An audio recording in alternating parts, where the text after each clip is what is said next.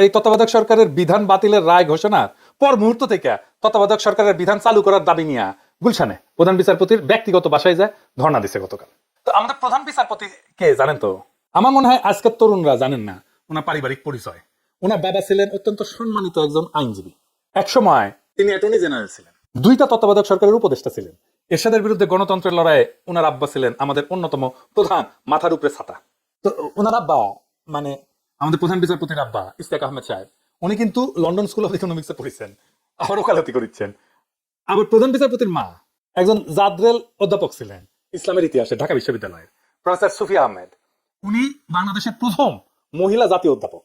আর ইনি মানে আমাদের প্রধান বিচারপতি, উনি আইন শাস্ত্রে অক্সফোর্ড ইউনিভার্সিটি থেকে বিএ এম এ করছেন এবং যুক্তরাষ্ট্রের টাফটস ইউনিভার্সিটির Fletcher school of law and diplomacy থেকে সেকেন্ড পোস্ট গ্রাজুয়েশন এবং পিএইচডি ডিগ্রি করছেন।